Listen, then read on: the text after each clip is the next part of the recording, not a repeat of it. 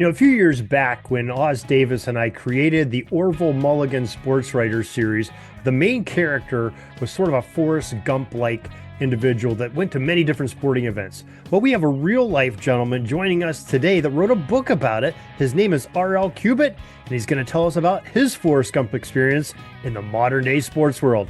R.L. is up in just a moment to tell his story and more in just a moment.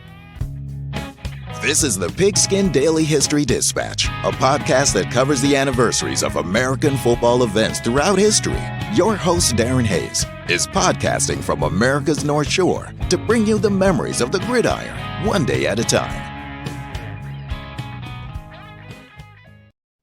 Hello, my football friends. This is Darren Hayes of PigskinDispatch.com. Welcome once again to the Pig Pen, your portal to positive football history. And we have a great episode for you today. We're going to talk to an author who's experienced many things in the football world, and he has wrote a book and jotted them down for us to enjoy and relive some of these experiences we may have watched on TV, maybe watched in person, maybe you sat right next to him. His name is R.L. Cubit, and he is joining us today. R.L., welcome to the Pig Pen. Hi, Darren. Thanks for having me today. Yeah, it is a pleasure to have you on here. I know you've been talking with us at Sports History Network or some of our monthly meetings and really have some really exciting and fun stuff to discuss. You have a book out, which why don't you go ahead and share the title with us and where folks can get it? It's called Bleacher Kings Sports Almanac. That's with the apostrophe. And you can find it on Amazon or BookBaby.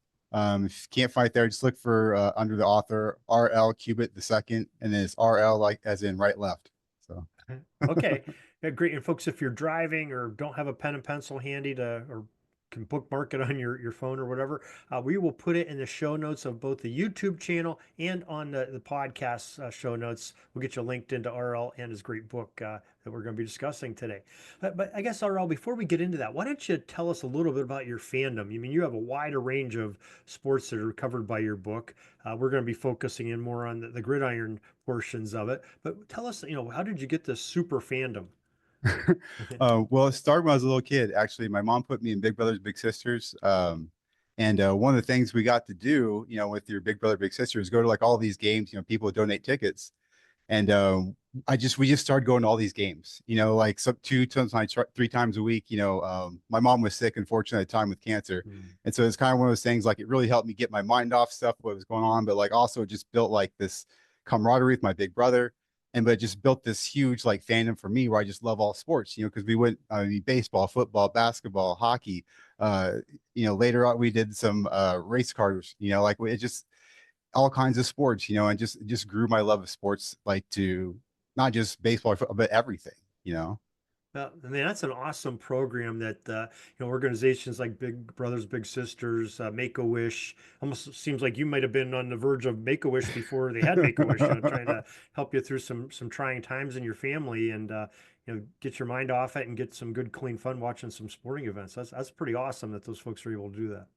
Yeah, definitely. And I'm just trying to, give my part back to, I want to share this story and let people know, hey, what's going on? Like, hey, this it impacts people. This like makes people's lives, like um like, hey, I mean, go donate. This stuff happens, people, coming out on the bright side of this stuff. So hey, like keep doing it.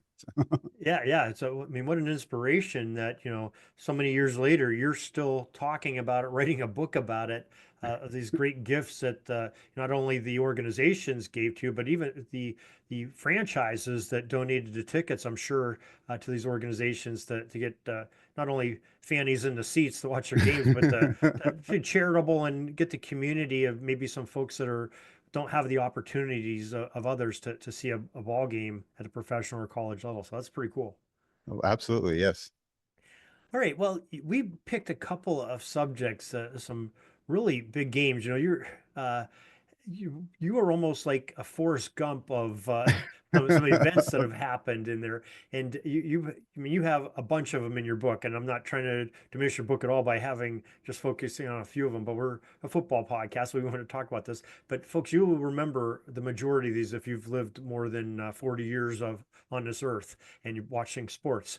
So we're going to talk about a couple football events that RL attended and has a perspective of being in the stand. So Why don't you go with our first one that we chose? First one is let's do Ricky Williams versus LaDainian Tomlinson. And this is like my chapter headlines. And this was just an amazing game. It was an amazing story. This actually happened because Amazing players there. That's two yeah, big name running definitely, backs, you know. That's definitely. This is the two Texas gyms right there. So right. but the game happened because there was wildfires in San Diego area, and they're actually using Qualcomm Stadium as like a jump off point for all the medical services and stuff like that. And so they couldn't have a game there, so they moved it last second, and it ended up being in Tempe, Arizona, at Sun Devil Stadium, which is where I was going. I was going to culinary school at the time, and so we just happened to be there. Roommates were like, "Hey, you want to go? Let's go." So we actually got to go see this really cool free NFL game. That was the Tagliabue era. I doubt Goodell's giving away free tickets nowadays, but these were like absolutely free tickets. Wow. And yeah, and it was kind of like I remember walking in, like it was kind of somber because there was like the wildfire going on, stuff like that. But like so it was kind of like mostly like locals. But I just remember like the Arizona cheerleaders were out there like taking donations. People were like, giving us like donations and helping out as much as they could. And I just remember it was just like a really cool, interesting like time, just to be there at the stadium. So They were taking donations to hold the event. That was the pay for stadium oh rent no or no, something? this was for the wildfires going on Oh, in for the wildfire. the Okay, I'm sorry. yes, in I San missed that Diego. part. Okay, I Yes. got you. So For the oh folks sorry. that are suffering from it. Okay, you probably pointed that out. I was sitting there thinking, boy, NFL maybe they were kind of cheap. They're asking for a donation, but that's really uh cool. Now, do you remember how this is 2003? This is kind of early on in the internet. I mean, do you remember how you got the tickets or how you applied for them, or was it a lottery or? I think it was just a newscast. They said on the news, "Hey, there's free tickets," and I can't remember exactly how we got them. I just remember like somewhere we picked them up like in the parking lot or something. But I just remember me and my roommates going in, like walking into the game and just like having a good time. So It wasn't like Paul Tagliabue in like a trench coat, like opening up and say, "Hey, kid, want some tickets?" Or I hope not. I hope not. So and then you hope you get in the gate, right? right. So, all right, pretty cool. So tell us about what there were some special things that happened in that game. What maybe you can share some of those with us from perspective you saw them from. Well, like, part of the book that I was just saying, like, I just seen all these like Hall of Famers, these special moments. And, like, again, like, this is like a special moment in history because how many, like, I mean, there are wildfire games, but there's not many of them, and so this is Right. kind of a big thing and, got to go for free. But this was like Ricky Williams, LaDainian Thompson. Ricky Williams, he was playing for the for the Dolphins at the time, and then LaDainian obviously for the Chargers. And like, I mean, these were two titans back in the day. I mean, this is Ricky Williams. He's coming off his Pro Bowl year in 2002. Heisman Trophy winner, two-time Doak Walker winner. Cotton Bowl MVP. College Football Hall of Fame. And then he's going against College Football Hall of Fame LaDainian Tomlinson. The records for most points scored in a single season. I mean, like I said, it was two titans. It was just amazing. Like they honestly didn't have like the greatest stats that game, but it's still interesting watching them play and how they like maneuver and Ricky's that bruiser, he'll come down and just punch in the mouth. And then LaDainian, I the best way to put it is like he's like when there's like a penalty shot in hockey and you got that Mhm. one guy swerving and he's got that foot movement and he's just like that perfect, he just just smooth as ice, man. And that's how LaDainian is. He just makes those cuts and he's gone. And like I said, they got a different style, but they're really good running backs to see. um Yeah, these two guys were definitely stalwarts of early fantasy football, with especially in that yeah. era. They were the guys you wanted to have on your team. Oh yeah, definitely. I mean, so Yeah, it was just go on. yeah, it's kind of interesting.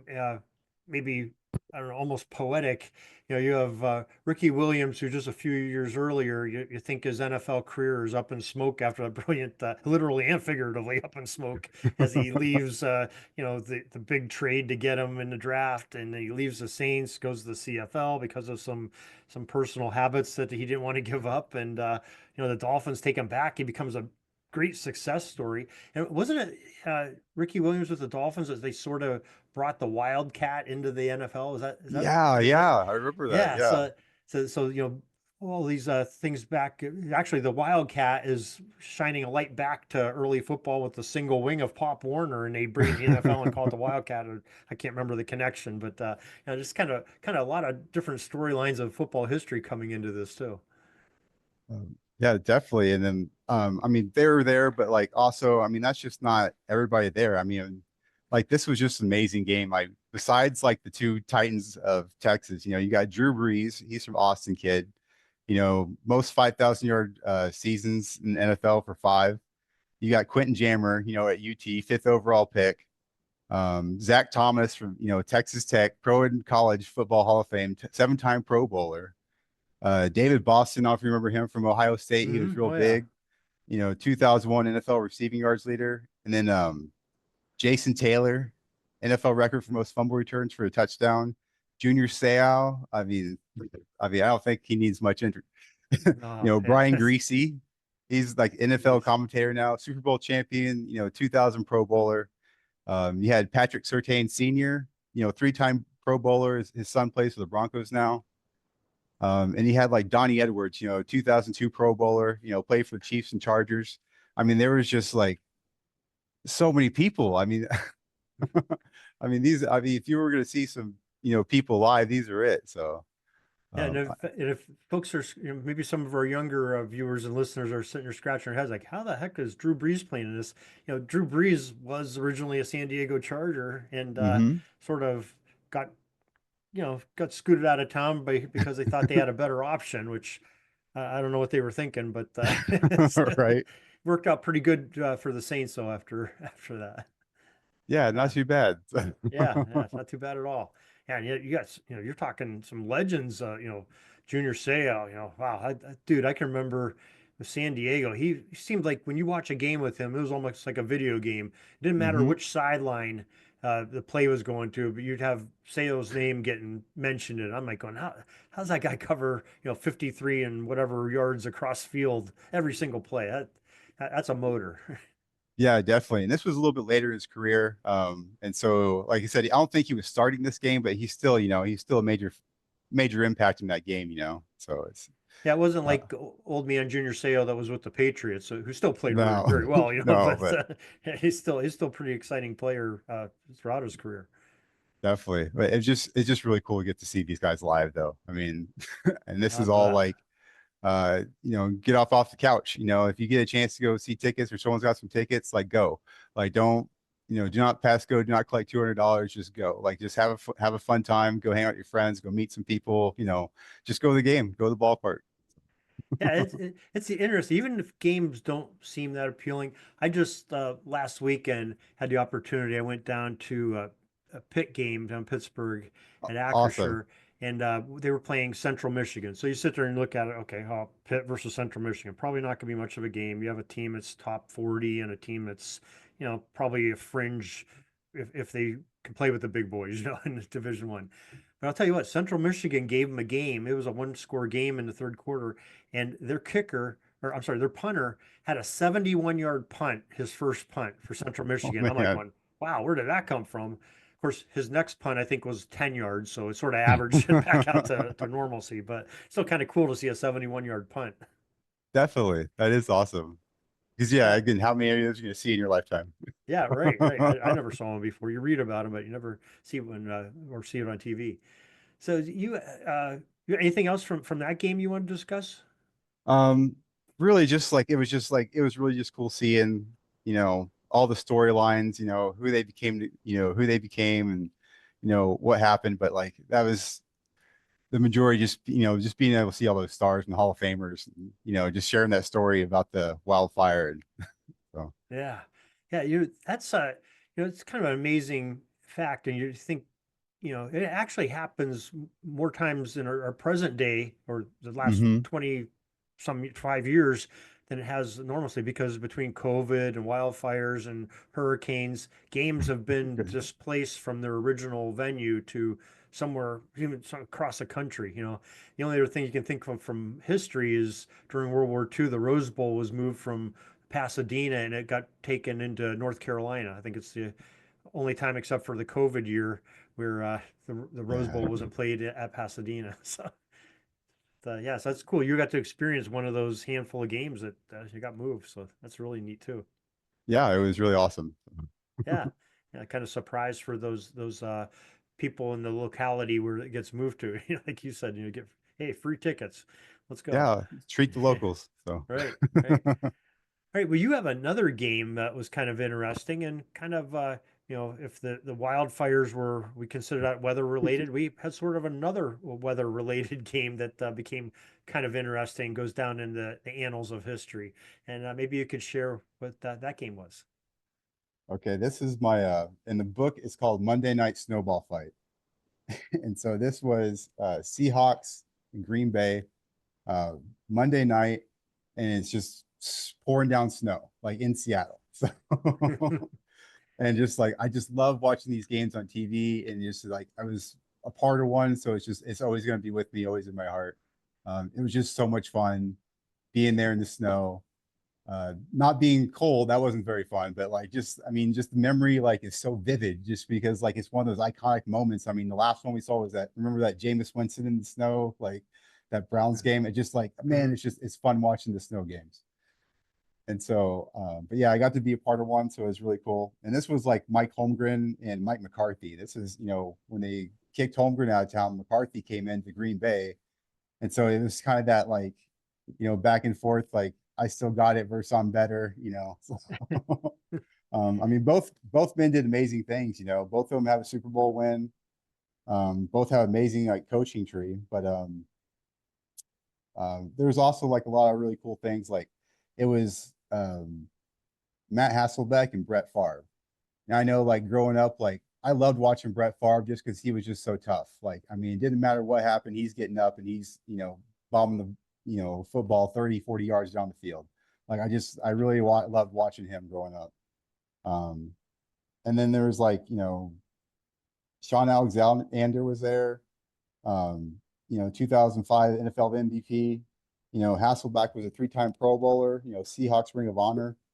But yeah, Favre, three-time NFL MVP, and then most consecutive starts, 321 with the playoffs. I mean, that's Mm. Yeah, that's legendary. and then I mean, but also there was like, Walter Jones was there, nine-time Pro Bowler, Oof, what a stud. yeah, Yeah. and then AJ Hawk, he's got a Super Bowl champion and a BCS championship. So He's not just KGB, another talking head on the Pat McAfee show. He's a pretty talented no, football player once upon a time. no, and like I said, when I see him in like on TV or it's really cool. I got to actually see you play, and not just Yeah, like that's really talk neat. about it or see your highlight. Like, yeah, so yeah, AJ Hawk was one. I saw KGB. Don't make me pronounce his name, but for the Packers, Pro Bowler, Packers Hall of Fame. There's also Amon Green, four-time Pro Bowler, Packers Hall of Fame. I actually got to see him in college and NFL in the NFL, so that was kind of cool. Um, Wow, very neat. there was Yeah, also, yeah, I mean, just I said again, just stars upon stars at these games. yeah, Um, that's kind of because this would have been Seattle their first year after losing the Super Bowl. I believe they were against the Steelers 2005 Super Bowl, and that Super Bowl where Hasselbeck was starting, and I think they had the Willie Parker run and the controversial Ben Roethlisberger touchdown. Against the yeah, Steelers. So that I think that had to be the year after that. And I just heard an interesting thing about Matt Hasselbeck, and it was Holmgren. It was just on NFL radio the other day. They were talking about players on the practice squad and how quarterbacks, they're in the practice squad are now like the emergency quarterback, but which wasn't the case back here in 2006. But Hasselbeck was the taxi squad or the practice squad, whatever they called it back then, quarterback of the scout team for Holmgren's Packers teams, and he impressed whoever the defense coordinator is with Packers at the time. I can't remember. He was complaining to Holmgren all the time. He goes, this kid's killing us. He's like studying film, and you got the scout team quarterbacks just killing my starting defense, and it's kind of depressing. We have to have some wins in practice to have it. So Holmgren remembered that when he leaves Green Bay on whatever the terms, the negative terms like you were describing earlier, and gets the job out in Seattle. He brings this kid from his scout team in Green Bay with them and makes him the starting quarterback. So that's kind of a really cool story for these guys that don't get a lot of attention, that are, working their tails off in practice. Yeah, definitely. Like, I mean, he had 3 interceptions that game, but he still got him to a Super Bowl. So, Right. Yeah, um, he was pretty solid. yeah, Favre had 3 interceptions that game too. Like I said, the only person that had any success was Sean Alexander. He had 201 yards rushing, but like again, it's pouring down snow. So Well, maybe they were thinking about that. It's better to give than receive type of time of year for them. Who knows? It's all snow flying. You don't know. but yeah, and then but there's a couple more people there. I mean, it was like Nate Burleson was there, that Oh CBS morning yeah, show game analyst, right. Max Strong, Julian Peterson, Jeremy Stevens. He was like the hometown kid in Seattle, went to Lacey High or, from Lacey in Washington, went to University of Washington and then drafted in the first round by the Seahawks. So like He didn't have to get a new apartment or anything. He could just stay at home, no, right? no, he had his own problems later too. But yeah, like Donald Driver, he's a Houston kid, Oh yeah. Dancing with the Stars champion, uh, a 4-time Pro Bowler. We also had Greg Jennings, Packers Hall of Fame, 2-time Pro Bowler, and Bubba Franks. He's from Spring, Texas, by the way. And then he's the 3-time Pro Bowler, 14th overall pick, from the University of Miami. I mean, just like I said, studs upon studs at these games, like I got to see. So Well, how is that? Okay, you being from Texas, and you just described a couple of these players from Texas, to go into the great Northwest and have a snowstorm occur. People from the Green Bay, and I'm from the Great Lakes area. I don't, snow doesn't affect us. It's part of life, and it's changes the seasons. But somebody from Texas, that you guys get a lot of ice storms and stuff down there, but not snow all the time, and not no, substantial snow where you can throw snowballs. So no, no. how is that from your perspective, seeing that with snow? Well, this is when I lived in Seattle. I probably didn't preface that, but yeah, I lived in Seattle at the time. I lived there kind of like off and on a little bit for about 14 years. So like I'm a Texas boy, but Seattle's got a big part of me, and so like I always follow Seattle, like Seattle sports, what they're doing. And so, but yeah, I was back in Seattle for a little bit, and went with like my head coaches had or football coach in high school had like extra ticket or something, and somehow or another I get going. We're there at the ballpark. I remember walking up, and it's just like the lights coming off the stadium, the snow dripping down, and just like it was just really really cool. Because then you got like the other like Safeco I think it's T-Mobile, but it was Safeco Field, there at the time. Mhm. And yeah, I just remember just seeing like the just blanket of white snow when you walk in the stadium. Just I thought that was just so cool. It's really cool. I was a high school football official for 27 years, and I mean, being in right next to Lake Erie, we had our share of games where we had to play in the snow. And before I started in the 1980s, so before really turf fields at the high school level were popular, it was all natural grass around here. And we had a couple games where one was a playoff game that where we had snow on the field. Well, being that the field is green and brown, and now and all the lines are white, and you have white stuff all over the lines, we're talking like 6 inches of snow, something like that. um, we didn't have the NFL crews where they come out with shovels, like the guy that shoveled for the kicker for New England, that they win that kick, probably in that 90s era. And we're trying to suffer. We had so many close plays where they were right near the line to gain.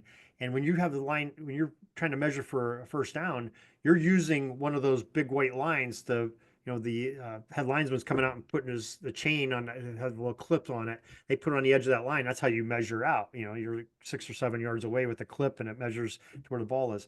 We had so many times where the coaches are going, "We need a measurement." And we're like going, "How in the hell are we going to do a measurement?" So you're trying to wing it. But yeah, good times. We had another game where it was like, I think it was at the same field, like a year later, big snow game. They had the bright idea. They said, "You know what? We can't see the white lines. We're going to put over top of the snow, we'll put yellow lines on top of the snow so that it helped the officials. And it looked Oh no. fantastic before the game. You could see it. Well, then as players are on it and we're on it, everybody's walking on it, the snow sort of melts and these yellow lines that are 4 inches wide are like oozing into these globs of yellow, like like a foot or two wide, and it became a real mess too. But fun stuff, and I can definitely remember those games in the snow. Yeah, absolutely. Yeah, so NFL doesn't have to experience that, so that's always a good thing. Yeah, they got their fancy pants now. So. Yeah, right, right. All right, so how did you stay for that whole game, or did you get out of there early with the frigid weather? I believe I say because I think it was somewhat close, and so I do believe I remember staying for the whole game. But I remember driving home. I had a 4-wheel drive vehicle, and so like I remember driving home. There was just a lot of like abandoned cars on the road because like it doesn't snow in Seattle, man. This was radical going on. So Just rains there every day, right? yeah, just no snow. So and so yeah, like in Dallas or like in Texas, when it rains, people can't drive in the rain. Like it's in Seattle, when it snows, people can't drive in the snow. So it's just kind of one of those weird things. So but yeah, I had 4-wheel drive luckily, but like yeah, a bunch of abandoned cars, and I just remember it was just dead on the road. Like there was a car here or there, but like this was just leaving a game that and there was just not a lot of people out there driving. So Very cool. So that's a couple of your excerpts you have on football games, NFL games, and maybe just give us a brief view of some events that you have. You don't have to be specific events, but just tell us some of the sporting events and levels that you're covered in your book. Um, absolutely. So I also have like there's some baseball, football, basketball, hockey, and racing. Football being the biggest part. I just got to see some really cool. I love college football too. Some really really great iconic college football moments as well. But then like baseball, like I got to see like a perfect game in baseball. Some minor league players like all the way through to the majors. Uh, just really cool stuff. Like for basketball, I got to see a lot of really cool things when I was a little kid. Like when I was in Big Brothers, they gave me like passes where I go. Like I had courtside seats one time. I remember sitting behind like the owner at the time. Can't remember his name off the top of his head, but they had the big old like 10-gallon hat. Before Cuban, like I can't remember his name, but I remember sitting and like seeing his hat in my view as we're watching the game. But these are like like the Jason Kidd, Jim Jackson, Jamal Mashburn eras, Oh yeah. and so then seeing who they came to town, like I mean like the Hornets came, and that was like Larry Johnson, Muggsy Bogues, Alonzo Mourning. I mean just really cool stuff like that. Yeah. Wow. Great players. Yeah, I mean again that's the whole thing is the whole book. It's not just one or two sections, it's the whole book. I mean that's you really got to go out there and experience life, so yeah. Yes, so, I mean, They, fantastic when you get to see some of these legends of whatever sport you're in. These guys are many of them Hall of Famers, all pros, or NBA All Stars, whatever MLB All Stars, and you're seeing them play live. That's a memory to to see, even if they didn't have the most spectacular game of their career or didn't do anything spectacular. You can sit there and say, I went to a game and I saw Mike Schmidt play third base, and that's probably the only Phillies game I ever went to. They were playing the Pirates, so I went down and like, hey, I saw Mike Schmidt play. Now most people say, who the heck's Mike Schmidt? What a legend he was, and Johnny Bench and some of those guys that you got to see playing a big red machine. I've witnessed. So yeah, it definitely sticks with you especially when you watch them as a kid when you're very impressionable, and these guys are larger than life, and pretty cool to see. So why don't you tell us again the name of your book and where folks can get it? it's a Bleacher Kings Sports Almanac, and then find it on Amazon or BookBaby, or if you can't find it that way, look just under my name. It's RL Cubit II. All right, RL. Well, we really appreciate you coming here and sharing some of your memories and pieces of your book with us, and sharing much more of these memories in detail in the book. Folks, there's a hint to get on the links that RL just gave you, or follow the ones we have in the show notes and YouTube notes, and we'll get you connected with RL and these great stories of football and other sports history. So, RL, thanks for joining us today. Again, thank you very much, Darren. I appreciate it. That's all the football history we have today, folks. Join us back tomorrow for more of your football history. We invite you to check out our website, pigskindispatch.com, not only to see the daily football history, but to experience positive football with our many articles on the good people of the game, as well as our own football comic strip, Cleat Marks Comics. Pigskindispatch.com is also on social media outlets, Facebook, Twitter, Instagram, and don't forget the Pigskin Dispatch YouTube channel to get all of your positive football news and history. Special thanks to the talents of Mike and Gene Monroe, as well as Jason Neff for letting us use their music during our podcast. This podcast is part of the Sports History Network, your headquarters for the yesteryear of your favorite sport. You can learn more at sportshistorynetwork.com.